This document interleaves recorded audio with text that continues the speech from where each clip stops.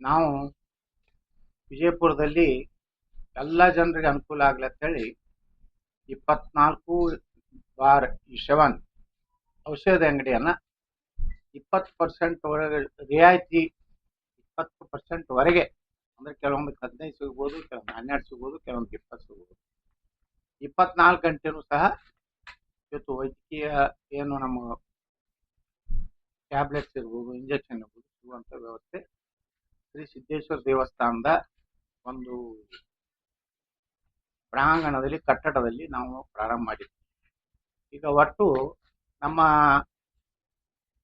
ಏನು ಔಷಧಿ ಅಂಗಡಿಗಳು, ಶ್ರೀ ಸಿದ್ದೇಶ್ವರ ಔಷಧಿ ಅಂಗಡಿಗಳು 15 ಔಷಧಿ ಅಂಗಡಿಗಳು ಇವತ್ತು ಕಾರ್ಯನಿರತ ಮಾಡ್ತಾರೆ.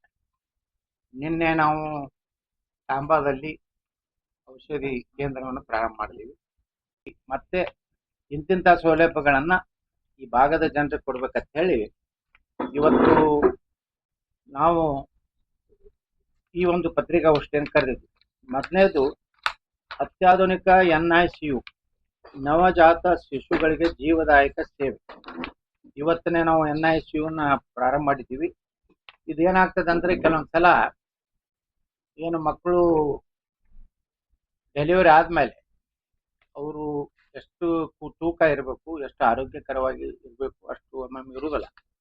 ಒಮ್ಮೊಮ್ಮೆ 500 ಗ್ರಾಮು, 600 ಗ್ರಾಮು ಅಂತ. ಮತ್ತೆ ಅಂತದ್ರ ಸಲುವಾಗಿ ಸುಮಾರು ನಾವು ಇಲ್ಲಿ 7 NICU ಶಿಶುಗಳ, ನವಜಾತ ಶಿಶುಗಳಿಗೆ ಜೀವ ಕೊಡುವಂತ ಒಂದು ಅತ್ಯಂತ ಹೈಟೆಕ್ ಮತ್ತು ಏನು ಎಲ್ಲಾ ಒಳ್ಳೆಯ ಶ್ರೇಣಿಯ ಕಂಪನಿಗಳಿಂದ ಇದರ ಒಂದು ಏನು ಸಂಬಂಧಪಟ್ಟಂತ ಚಿಕಿತ್ಸೆಗೆ ಅನುಕೂಲ ಆಗುವಂತ ಎಲ್ಲ ಏನು ಅವು ಮಷಿನ್ಗಳದಾವ, ನಾನು ಎಲ್ಲಾನು ಈಗಾಗಲೇ ಪ್ರಾರಂಭ ಮಾಡಿದ್ವಿ. ಇವತ್ತನೇ ಅದನ್ನ ಉದ್ಘಾಟನೆ ಮಾಡಿ. ಇದು 24 ತಾಸು ಮಕ್ಕಳಿಗೆ ಈಗ ಎಲ್ಲಿ ಹೊರಗಡೆ ಹೋಗ್ಬೇಕಾಗಿಲ್ಲ. ಅದ್ರ ಎಲ್ಲಾ ಸೌಲಭ್ಯ ವಿಜಯಪುರದಲ್ಲಿ ಸಿಗುವಂತ ವ್ಯವಸ್ಥೆಯನ್ನ JSS ಆಸ್ಪತ್ರೆ ಮೂಲಕ ಮಾಡಿದ್ವಿ. ಹೊಸದಾಗಿ ಇವತ್ತು ಡೆಂಟಲ್, ಮ್ಯಾಕ್ಸಿಲೋ ಫೇಶಿಯಲ್ ಹಾಗೂ ಹೆಡ್ ನ್ಯಾಕ್ ಶಸ್ತ್ರಚಿಕಿತ್ಸಾ ಕೇಂದ್ರ JSS ಆಸ್ಪತ್ರೆಯಲ್ಲಿ ಅತ್ಯಾಧುನಿಕ ದಂತ ಮತ್ತು ಮ್ಯಾಕ್ಸಿಲೋಫೇಶಿಯಲ್ ಶಸ್ತ್ರಚಿಕಿತ್ಸಾವನ್ನು ಪ್ರಾರಂಭ ಮಾಡಿದ್ವಿ. ಇದು ಮೊದಲು ಇರಲಿಲ್ಲ, ಈಗ ಅದನ್ನು ಮಾಡ್ಬೇಕಂತೇಳಿ ಅದಕ್ಕೆ ಸಂಬಂಧಪಟ್ಟ ವೈದ್ಯರು ಎಲ್ಲರೂ ಇವತ್ತು ಅವರು ಸಹ ಸಹಕಾರ ಕೊಡ್ಲಿಕ್ಕೆ ತಯಾರಾಗಿದ್ದರಿಂದ ಇವತ್ತು ನಾವು ಅದನ್ನ ಇವತ್ತು ಕ್ರಿಟಿಕಲ್ ಕೇರ್ ಬೆಂಬಲದೊಂದಿಗೆ ರೋಗಿಗಳು ಮಹಾನಗರಗಳಿಗೆ ತೆರಳದೆ, ಅಂದ್ರೆ ಕ್ರಿಟಿಕಲ್ ಅಂದ್ರ ಇಲ್ಲೇ ಅವರಿಗೆ ಇವತ್ತು ಬೆಂಗಳೂರು ಹೋಗ್ರಿ, ಯಾರು ರೆಫರ್ ಮಾಡ್ತಾರೆ, ಹೈದರಾಬಾದ್ ಹೋಗ್ರಿ, ಅದರ ಸೌಲಭ್ಯ ಇಲ್ಲೇ ಬಿಜಾಪುರದಲ್ಲಿ ಮಾಡುವಂತ ಕೆಲಸ ಮಾಡಿದೀವಿ. ಇನ್ನು ಮೂರನೇದು ಬಹಳ ಮಹತ್ವದ ಅಂದ್ರೆ ನಮ್ಮ ಪ್ರಧಾನಮಂತ್ರಿ ಶ್ರೀ ನರೇಂದ್ರ ಮೋದಿ PM ರಾಹತ್ ಯೋಜನೆ ಅಂತೇಳಿ ಒಂದು ಉಚಿತ ಚಿಕಿತ್ಸೆಯನ್ನು ಮಾಡಿದ್ದಾರೆ. ನ್ಯಾಷನಲ್ ಹೈವೇದಲ್ಲಿ ಅಪಘಾತ ಆದ ತಕ್ಷಣ ಅವರಿಗೆ ವೈದ್ಯಕೀಯ ಒಂದು ಸೇವೆ ಸಿಗ್ಬೇಕಂತ ಹೇಳಿ ಇವತ್ತು ನಾವು ಪ್ರಧಾನಮಂತ್ರಿ ನರೇಂದ್ರ ಮೋದಿಯವರ ಯೋಜನೆ, ಕನಸಿನ ಯೋಜನೆ PM ರಾಹತ್ ಯೋಜನೆಯನ್ನ ಇಡೀ ಕರ್ನಾಟಕದಲ್ಲಿ ನಮ್ಮ ಅಪ್ರೂವ್ ಆಗಿದೆ. ನಾವು ಮೊದಲು ಪ್ರಾರಂಭ ಮಾಡಿದ್ದೀವಿ. ಈಗಾಗಲೇ ನ್ಯಾಷನಲ್ ಹೈವೇದಲ್ಲಿ ಅಪಘಾತಕ್ಕೊಳಪಟ್ಟಂತ ಅವರಿಗೆ ಇಬ್ರು ಅದರ ಒಂದು ಈಗ ಉಪಯೋಗನ ತಗೊಂಡ್ಕೊಂಡಿದ್ದಾರೆ. ನೇರವಾಗಿನೇ ಪ್ರಧಾನಮಂತ್ರಿಗಳ ಈ ರಾಹತ್ ಯೋಜನೆ ಕೆಳಗೆ 1.5 ಲಕ್ಷ ರೂಪಾಯಿ ಪೇಮೆಂಟ್ ಸರ್ಕಾರದಿಂದ ಬರ್ತದೆ, ಕೇಂದ್ರ ಸರ್ಕಾರ. ಇದು ಬಹಳ ಅವಶ್ಯ ಇದೆ. ಯಾಕಂದ್ರೆ ರಾಷ್ಟ್ರೀಯ ಹೆದ್ದಾರಿ ಮೇಲೆ ಅಪಘಾತಗಳಾದಾಗ ಒಮ್ಮಿಂದೊಮ್ಮೆ ಚಿಕಿತ್ಸೆಗಳು ಸಿಗುವುದಿಲ್ಲ. ಅವಾಗ ನಮ್ಮಲ್ಲಿ ಸುಮಾರು 3-4 ಆಂಬ್ಯುಲೆನ್ಸ್ ಅದ ಮತ್ತು 108 ಇದೆ. ಆ ಎಲ್ಲದರ ಸೌಲಭ್ಯ ಪಡೆದು ಅವರು ಬಂದ ತಕ್ಷಣ 24 ತಾಸು 24 ಅವರ್ಸ್ನು ಆ ಒಂದು ಪೇಷಂಟ್ಗೆ ಒಮ್ಮೊಮ್ಮೆ ಬಹಳ ಬ್ಲಡ್ ಹೋಗ್ತಿರ್ತದೆ, ಬಹಳ ಒಂದು ತಕ್ಷಣ ಅವರಿಗೆ ಟ್ರೀಟ್ಮೆಂಟ್ ಬೇಕಾಗುತ್ತೆ. ಅದನ್ನು ಕೊಡುವಂತ ವ್ಯವಸ್ಥೆ ಈ ರಾಷ್ಟ್ರೀಯ ಹೆದ್ದಾರಿ ಮೇಲೆ ಆಗುವಂತ ಅಪಘಾತದ್ದು ಮೊದಲು ರಾಷ್ಟ್ರೀಯ ಇತ್ತು, ಈಗ ಸಬ್ ರೋಡ್ ಮಾಡ್ಯಾರ. ಈಗ ಎಲ್ಲಾ ರಸ್ತೆಗಳ ಮಾಡ್ಯಾರ. ಮೊದಲು ರಾಷ್ಟ್ರೀಯ ಹೆದ್ದಾರಿ ಇತ್ತು, ಇಲ್ಲಿ ಯಾವುದೇ ರಸ್ತೆಯಲ್ಲಿ ಅಪಘಾತ ಆದ್ರೂ ಸಹ ತಕ್ಷಣ ವೈದ್ಯಕೀಯ ಸೌಲಭ್ಯ. ಅದಕ್ಕೇನೋ ರೊಕ್ಕ ತಗೋದಿಲ್ಲ ನಾವು ಯಾಕಂದ ಪೇಷಂಟ್ ಕಡೆಯಿಂದ, ನಮ್ಮ ಸರ್ಕಾರದಿಂದ ಸಿಗ್ತದೆ. ನಾವೇನದ ಅವ್ರು ಬರೀ ಒಂದು ಅವ್ರ ಇದು BPL ಕಾರ್ಡ್ ಕೊಡ್ಬೇಕು. ಆದ್ರೆ ಅವ್ರಿಗೆ ತಕ್ಷಣ ಪ್ರಧಾನಮಂತ್ರಿಗಳ ಈ ಒಂದು ಸೌಲಭ್ಯ ಜನರಿಗೆ ಸಿಗುವಂತ ಮೊದಲನೇ ಕರ್ನಾಟಕದ ಒಂದು ಆಸ್ಪತ್ರೆ ಅಂದ್ರೆ JSS ಆಸ್ಪತ್ರೆ. ಸಿದ್ದೇಶ್ವರ ಲೋಕ ಕಲ್ಯಾಣ ಟ್ರಸ್ಟ್ ವತಿಯಿಂದ ನಾವು ಇಲ್ಲಿ ಒಂದು ಸೌಲಭ್ಯವನ್ನ ಫ್ರೀಯಾಗಿ 100% ಫ್ರೀ ಲಕ್ಷ್ಮೀ ಪುತ್ರಿ ಸುರಕ್ಷಾ ಯೋಜನೆ ಅಂತ ಪ್ರಾರಂಭ ಮಾಡಿ, ಯಾರಿಗೆ ಹೆಣ್ಣು ಮಗು ಆಗ್ತದೆ ಅವರಿಗೆ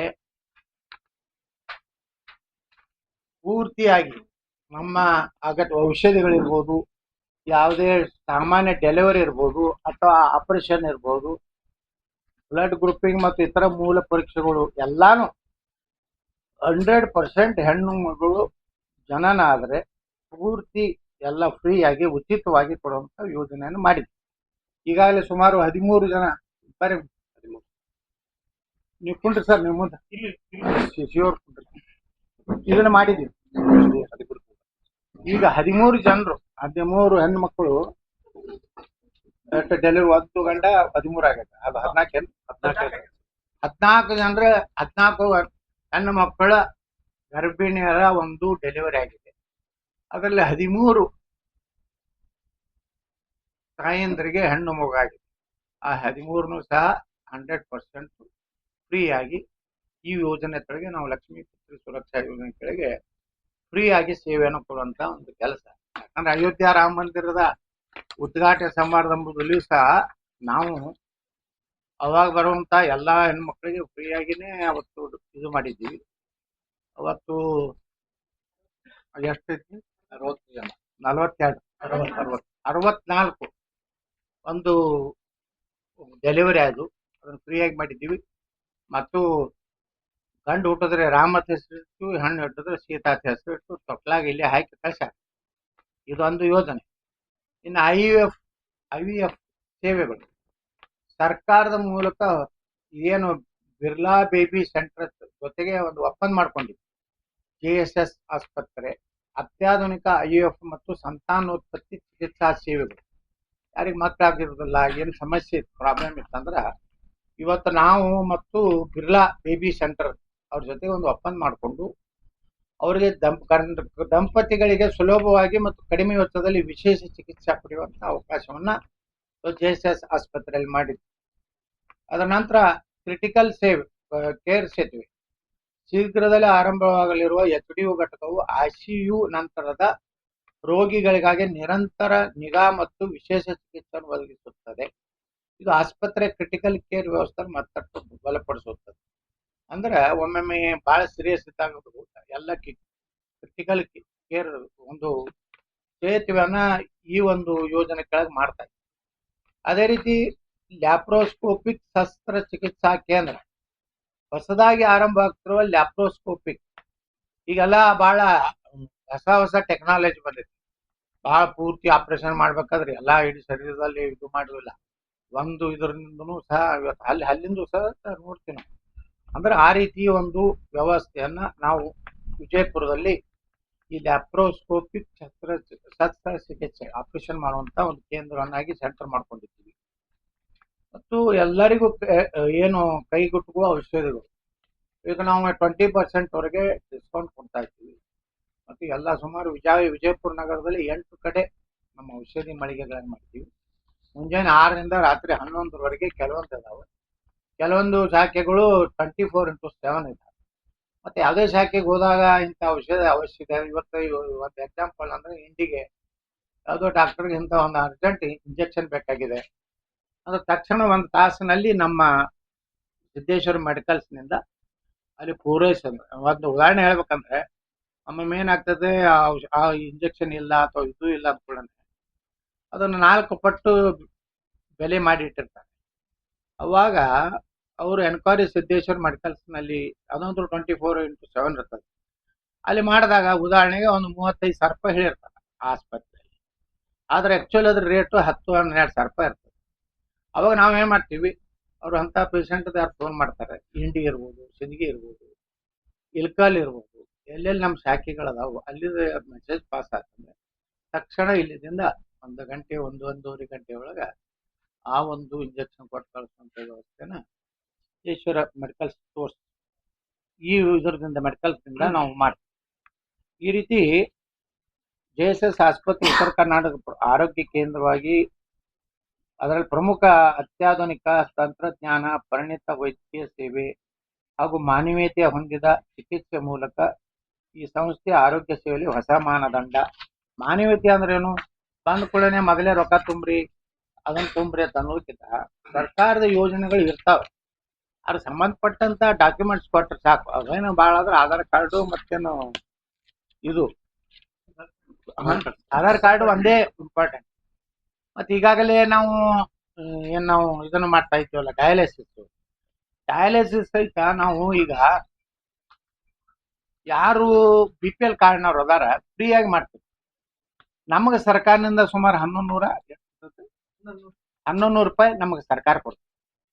ನಾವು ಕೊಡುವಂತ ಸೌಲಭ್ಯ ಡಯಾಲಿಸಿಸ್ ನಲ್ಲಿ ಒಳ್ಳೆ ಅದಕ್ಕೆ ಇದ್ರ ನೀರು ಬೇಕು, ಆರೋ ನೀರು, ಅದು ಆಗಲಿ ಮತ್ತು ಎಲ್ಲಾ ಸಂಬಂಧಪಟ್ಟಂತ ಅದಕ್ಕೆ ಔಷಧಿಗಳಿರ್ಬೋದು. ಒಂದು 500-600 ರೂಪಾಯಿ ಔಷಧ ಖರ್ಚಿರ್ಬೋದು. ಅದನ್ನ 750 ರೂಪಾಯಿ, ಯಾರು BPL ಕಾರ್ಡ್ ಇಲ್ಲ ಅವ್ರಿಗೆ 750 ರೂಪಾಯಿ ಮಾಡಿದ್ವಿ. ಮತ್ತು BPL ಕಾರ್ಡ್ ಇಲ್ಲಾರ್ದವ್ರು ಏನಾಗ್ತದೆ, ಕೆಲವೊಂದು ಖಾಸಗಿ ಆಸ್ಪತ್ರೆಯಲ್ಲಿ 2,500-3,000 ರೂಪಾಯಿ ತಗೋತಾರೆ. ಒಬ್ಬೊಬ್ರಿಗೆ ಡಯಾಲಿಸಿಸ್ ಒಂದು ದಿವಸ ಬಿಟ್ಟು ಒಂದು ದಿವಸ ಇರ್ತದೆ, ಕೆಲವೊಂದು ಮಂದಿಗೆ ದಿವಸಾನು ಇರ್ತದೆ, ಕೆಲವೊಂದು ಮಂದಿಗೆ ಒಂದು ವಾರಕ್ಕೆ ಕೊಡ್ತಾರೆ. ಅದು ಹಂಗೆ ಅವ್ರ ಟ್ರೀಟ್ಮೆಂಟ್ ಇರ್ತದೆ. ಅದ್ರ ಪ್ರಕಾರ ಮಾಡಿದ್ರೆ ಕೆಲವೊಂದು ಮಂದಿ ಮುಂಬೈ, ಹೈದರಾಬಾದ್ ಅಂತಲ್ಲಿ ಅವ್ರ ಸಹಿತ ಇಲ್ಲಿ ಮನ್ಯಾಗ ಬಿಜಾಪುರ್ನಾಗ ಮನಿ ಮಾಡಿ, ಯಾಕಂದ್ರೆ ಒಂದ್ ದಿವಸ ಒಂದ್ ಬಿಟ್ಟು ಇದ್ರು 3,000 ರೂಪಾಯಿ ಹಿಡಿದ್ರು ನಮ್ಗೆ 15 ಡಯಾಲಿಸಿಸ್ ಬೇಕಾಗ್ತದೆ. 15 ಇಂಟು 3,000 ಹಿಡಿದು ಅದನ್ನ 45,000 ರೂಪಾಯಿ ಆಗ್ತದೆ. ಆದ್ರೆ ಕೆಲವೊಂದು ಜನ ಇಲ್ಲೇ ಮನೆ ಮಾಡಿದ್ರು ನಮ್ಮ ಡಯಾಲಿಸಿಸ್ ಸೆಂಟರ್ ಅದರ ಸಂಪೂರ್ಣ ಉಪಯೋಗವನ್ನ ಸಿದ್ದೇಶ್ವರ ಗುಡಿ ಹತ್ರ ಒಂದು ಡಯಾಲಿಸಿಸ್ ಸೆಂಟರ್ ಇದೆ, ಈಶ್ವರಗೌಡ ರಾಮಗೌಡ ಪಾಟ್ಲಿ ಯತ್ನಾಳ್ ಅಂತೇಳಿ. ಈ JSS ಹಾಸ್ಪಿಟಲ್ನಲ್ಲಿನೂ ಸುಮಾರು 5 ಅದಾವ. ಅದನ್ನ ICIC ಬ್ಯಾಂಕ್ನವರು, ಕೆಲವೊಂದು ನ್ಯಾಷನಲೈಸ್ ಬ್ಯಾಂಕ್ನವರು ಡೊನೇಟ್ ಮಾಡಿದ್ದಾರೆ, ಆಂಬುಲೆನ್ಸ್ ಡೊನೇಟ್ ಮಾಡಿದ್ದಾರೆ. ಈ ರೀತಿ ಇದೇ ಸ್ಥಳದಲ್ಲಿ ಅಂತ ನಮ್ಮ ಟ್ರಸ್ಟ್ ವತಿಯಿಂದ ಯಾವುದೇ MO ಇಲ್ಲ, PPA ಇಲ್ಲ, ಸುಡುಗಾಡೆ ಇಲ್ಲ. PPA ಇದ್ದವ್ರು ಮಾಡ್ಕೊಳ್ಳಿ, ಯಾಕಂದ್ರೆ ಅದೊಂದು ರಾಜಕೀಕರಣಗೊಳಿಸ್ತದೆ. ದುರ್ದೈವ ಅಂದ್ರೆ ಮಾಡುವುದೂ ಇಲ್ಲ. ನೋಡ್ರಿ, ಮೊನ್ನೆ ಬಾಗಲಕೋಟೆ ಸರ್ಕಾರಿ ವೈದ್ಯಕೀಯ ಕಾಲೇಜ್ ಅಂದ್ರು ನಾಳೆ ಚುನಾವಣೆ ಘೋಷಣೆ ಆಗ್ತೈತಿ, ಇವತ್ತು ಬಂದು ಭೂಮಿ ಪೂಜೆ ಮಾಡ್ತಾರೆ. ಮೊನ್ನೆ ಬಜೆಟ್ ನಲ್ಲಿ ಬಿಜಾಪುರದ್ದು ಇದನ್ನ ತಯಾರು ಮಾಡ್ಲಿಕ್ಕೆ, DP ತಯಾರು ಮಾಡ್ಲಿಕ್ಕೆ ಅದನ್ನೊಂದು ಅದಕ್ಕೆ ಪರಿಗಣಿಸಿದೀವಿ ಅಂತೇಳಿ ಉತ್ತರ ಕೊಡ್ತಾರೆ. ಅಂದ್ರೆ ಉದ್ದೇಶಪೂರ್ವಕವಾಗಿ PPA ಮಾಡಲ್ ನಮ್ದು ಉದ್ದೇಶ ಇರ್ಲಿಲ್ಲ. ಅದು ನಮ್ಗೆ ಲಾಭ ಇಲ್ಲ. ಯಾಕೆ ಲಾಭ ಇಲ್ಲ ಅಂದ್ರೆ ಸರ್ಕಾರ ಕಂಟ್ರೋಲ್ ಇರೋದ್ರಿಂದ ಎಲ್ಲ ಅವ್ರು ಹೇಳ್ದಂಗ ಕೇಳ್ಕೊತ ಹೋಗ್ಬೇಕಾಗ್ತದೆ. ಈಗ ನಮ್ಮದೇ ಮೆಡಿಕಲ್ ಕಾಲೇಜು, ನಮ್ಮದೇ ಯೂನಿವರ್ಸಿಟಿ ಮಾಡ್ಕೊಂಡು ಬಿಟ್ಟಿರುತ್ತೆ, ಸ್ವಾಯತ್ತತೆ ಇರ್ತದೆ. ನಾವು ಬಡ ಮಕ್ಕಳಿಗೆ ಎಷ್ಟೋ ಮೆರಿಟ್ ಇರ್ತಾರೆ ಮಕ್ಕಳು, ಅವ್ರು MBBS MD ಆಗುವಂತ ಅರ್ಹತೆ ಇರ್ತದೆ.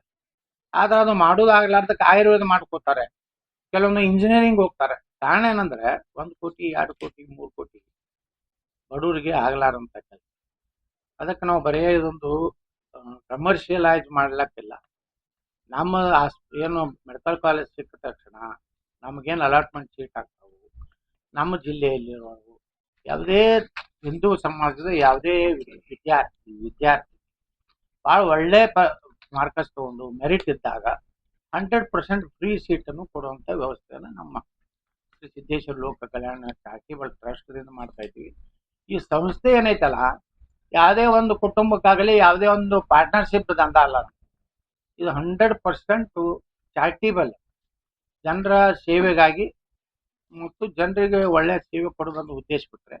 ಅದಕ್ಕೇ ನಮ್ಗೆ ಈಗಾಗಲೇ ನೋಡ್ರಿ, ನಾವು ಯಾವ ಪ್ರಯತ್ನ ಮಾಡಲಾರ್ದೇ ಡಯಾಲಿಸಿಸ್ ಸರ್ಕಾರನೇ ನಮಗೆ ಇದು ಕೊಟ್ಟರು, ಏನೋ ಅನುಮತಿ ಕೊಟ್ಟರು.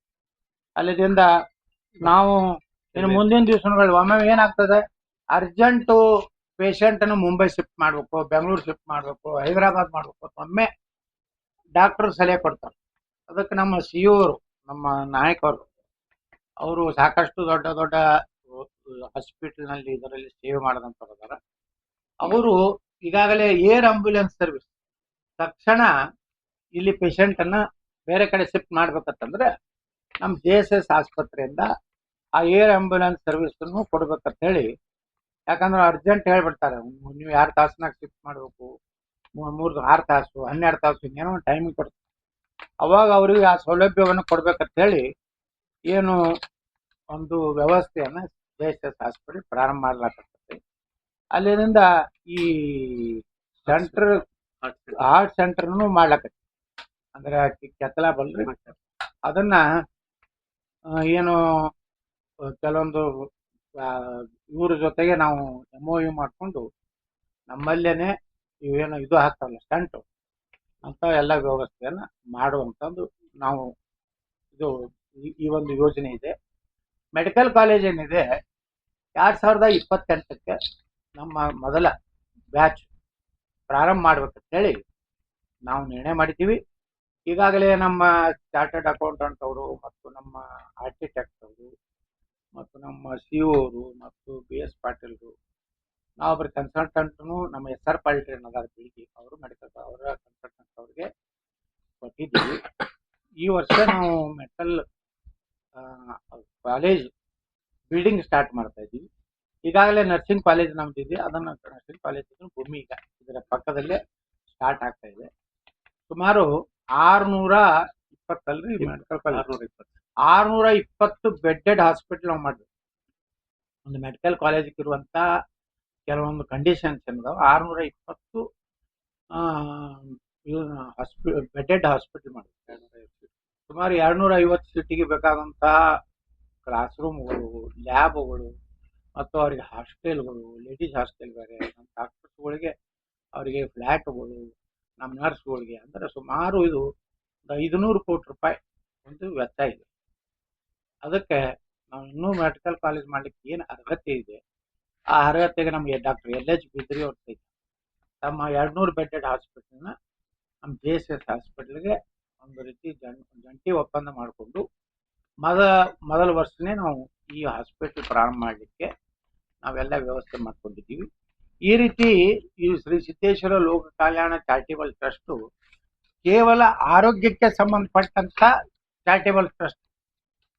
ಸಿದ್ದೇಶ್ವರ ಸಂಸ್ಥೆ ಏನದೆ ಸಾಮಾಜಿಕ, ಶೈಕ್ಷಣಿಕ, ಅಲ್ಲಿ ನಾವು ರೆಸಿಡೆನ್ಷಿಯಲ್ ಸ್ಕೂಲ್ ಇವೆ, ಗೋಶಾಲೆ ಇದೆ, ಅಲ್ಲಿ ಏನದ ಅದು ಧಾರ್ಮಿಕ ಕೆಲಸ ಮಾಡುವಂತ ಸಂಸ್ಥೆ. ಅಲ್ಲಿ ಅನ್ನದಾಸೋಹ ಮಾಡ್ಲಾಕತ್ತಿ ದಿವಸ ಬಡವರಿಗೆ ಯಾರು ದೇವಸ್ಥಾನಕ್ಕೆ ಬರ್ತಾರೆ, ಹೊರಗಿನ ಭಕ್ತರು ಬರ್ತಾರೆ, ಸುಮಾರು 500ಕ್ಕಿಂತ ಹೆಚ್ಚು ಜನ 3,324 ಇದೆ. ಈ ಸಲ ಬಹುಶಃ 4 ಜೂನಿಗೆ ಒಂದು 4,000 ಆಗ್ತದೆ. ಅದು ಇಡೀ ಸಿಟಿಯಲ್ಲೇ 4,000 ಮಕ್ಕಳು ಅಂತ ಒಂದು ಸಂಗನ ಬಸವ ಅಂತಾರಾಷ್ಟ್ರೀಯ ವಸತಿ ಶಾಲೆ, ಸಂಗನ ಬಸವ ಶಿಶುನಿಗೆ ಮತ್ತು ಸಂಗನ ಬಸವ ಅಂತಾರಾಷ್ಟ್ರೀಯ ವಸತಿ ಶಾಲೆ 40 ಎಕರೆದಲ್ಲಿ ಅಲ್ಲಿ ಮಕ್ಕಳು ಇಟ್ಟಿದ್ದಾರೆ.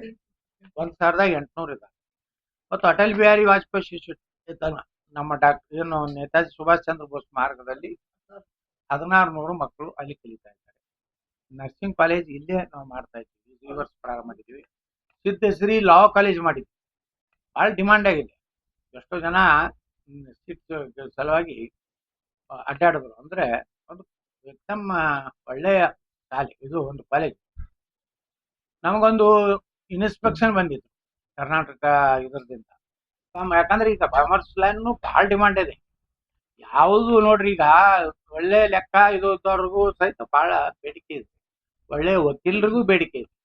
ಅದಕ್ಕೆ ನಾವು ಸುಪ್ರೀಂ ಕೋರ್ಟ್ನ ನಮ್ಮ ಕಾರ್ಖಾನೆ ಕೇಸ್ನಾಗ ಒಂದು ಹಿರಿಂಗ್ ವಕೀಲರು ಬರ್ಬೇಕಾದ್ರೆ 25 ಲಕ್ಷ ರೂಪಾಯಿ ಕೊಟ್ಟಿನಿ. ಬರೀ 2 ಬೇಡ 3 ಬೇಡ. ಅವರು ನಮ್ಮ ಯಾರು ದಿವಾನ್ ಅಂತ ಹೇಳಿದ್ದಾರೆ, ಅವರು ಶ್ಯಾಮ್ ದಿವಾನ್, ಮುಕುಲ್ ರೋಹ್ಟಗಿ ಅವ್ರು ನಾವು 25 ಲಕ್ಷ ರೂಪಾಯಿ ಕೊಡ್ತೀವಿ. ಶ್ಯಾಮ್ ದಿವಾನ್ ಅವ್ರಿಗೆ ಪರ್ ಇದಕ್ಕೆ 15 ಲಕ್ಷ ಕೊಡ್ತೀವಿ. ಅಂದ್ರೆ ಬರೀ ವೈದ್ಯಕೀಯನೇ ಇಲ್ಲ, ಎಲ್ಲಾ ಕ್ಷೇತ್ರದಲ್ಲಿಯೂ ಯಾರು ಇಂಟೆಲಿಜೆಂಟ್ ಅದಾರೆ, ಅವ್ರಿಗೆ ಮೆರಿಟ್ ಅದಾರೆ. ಮತ್ತು ಸಿದ್ದೇಶ್ವರ ಸಂಸ್ಥೆಯಲ್ಲಿ 95% ಏನು ಅಬೌವ್ ತಗೋತಾರೆ SSLCಗೆ. ನಾವು PUCಯಲ್ಲಿ 100% ಆ ಮಗುವಿಗೆ ಫ್ರೀಯಾಗಿ ಇದನ್ನು ಕೊಡ್ತೀವಿ. ಹೌದಲ್ರಿ? ಅಡ್ಮಿಷನ್ ಕೊಡ್ತೀವಿ 5 ಮಂದಿಗೆ. 90 ಅಬೌವ್ ಆದವ್ರಿಗೆ 50% ಇದನ್ನು ಕನ್ಸೆಷನ್ ಮಾಡೀವಿ. ಈ ರೀತಿ ಸಾಮಾಜಿಕವಾಗಿ ಬಡವರಿಗೆ ದುರ್ಬಲರಿಗೂ ಸಹಾಯ ಆಗಿರ್ಬೇಕು.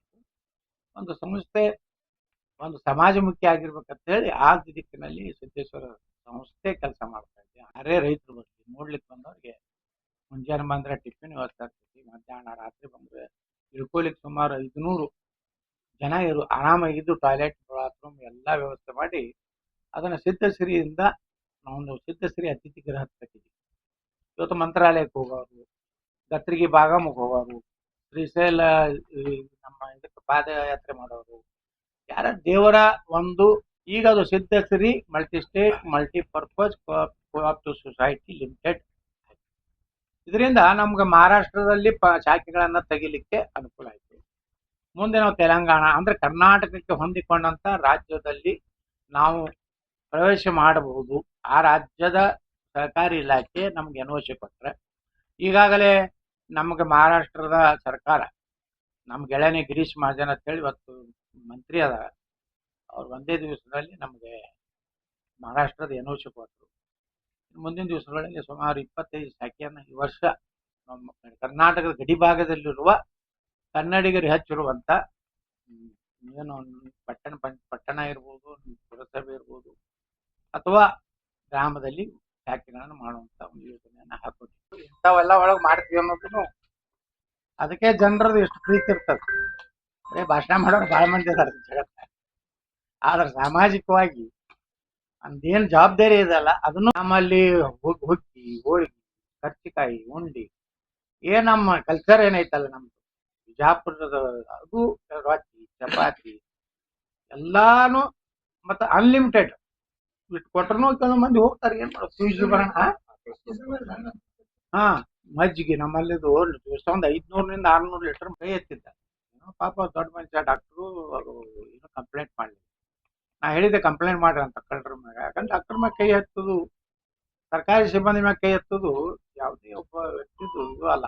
ನಮ್ಮ ಅಣ್ಣ ನಮ್ಮ ಎಂ.ಪಿ.ಎಲ್ ಅದ, ಮಂತ್ರಿ ಅದಾನ, ನಮ್ಮ ಕಾಕಾ ಮಂತ್ರಿ ಅದಾನ, ಇವೆಲ್ಲ ಹಸ್ತಕ್ಷೇಪ ಆಗ್ಬಾರ್ದು. ಆದ್ರಿಂದ ಏನಾಗಲಾಗತ್ತದ, ಸರ್ಕಾರಿ ನೋಡ್ರಿ, ನಾವು ಎಮ್.ಎಲ್.ಎ ಇದ್ದವರು ಖಾಸಗಿ ಸಂಸ್ಥೆ ಕಟ್ಟಬಾರ್ದತ್ತೇನಿಲ್ಲ. ಖಾಸಗಿ ಸಂಸ್ಥೆ ಅಂದ್ರೆ ಏನು, ಫ್ಯಾಮಿಲಿ ಸಂಸ್ಥೆ. ನಮ್ದು ಫ್ಯಾಮಿಲಿ ಸಂಸ್ಥೆ ಅಲ್ಲಲ್ಲ, ಚಾರಿಟೇಬಲ್ ಸಾರ್ವಜನಿಕ ಸಂಸ್ಥೆ. ಅದೊಂದು ಸೆಮಿ ಗೌರ್ಮೆಂಟ್ ಇದ್ದಂಗೆ. ಈ ಸಿದ್ದೇಶ್ವರ ಸಂಸ್ಥೆ ಐತಿ, ಅವರೇ ಸೆಕ್ರೆಟರಿ, ಅವರೇ ಚೇರ್ಮನ್, ಅವರೇ ಡೈರೆಕ್ಟರ್ ಮಾಡ್ಕೊಂಡು ರೊಕ್ಕ ಮಾಡ್ಕೊಂಡು ಎಮ್.ಎಲ್.ಎ ಎಲೆಕ್ಷನ್ ತಯಾರು ಮಾಡ್ಕೊಳ್ಳೋಕೆ ಡಮ್ ಡಮ್ ಡಮ್ ಡಮ್ ಅಡ್ಯಾಡ. ಯಡಿಯೂರಪ್ಪ ಬಂದಾಗ ಅವನು ಹಿಂಗೆ ಅಡ್ಡಾಡೋದು, ನಾವು ಬಿಜಾಪುರ ಸಿಟಿ ಕೊಡ್ರಿ, ಸಾಕಷ್ಟು ಮಕ್ಕಳ ತಲೆ ಓದಿಸಿ ರೊಕ್ಕ ಗಳಿಸಿ ಅನ್ನುವಂಥವ್ರು ಅದಾರ. ಏನ್ ಮಾಡೋದು, ನಮ್ಮ ಸಂಸ್ಥೆಗಳು ಯಾವೂ ಹಂಗಿಲ್ಲ, ಎಲ್ಲ ಸಾರ್ವಜನಿಕದ. ಇದ್ರೊಳಗೆ ನಮ್ಮ ಕುಟುಂಬಕ್ಕೆ ಏನು ವೈಯಕ್ತಿಕ ಲಾಭ ಏನೂ ಸಿಗೋದಿಲ್ಲ.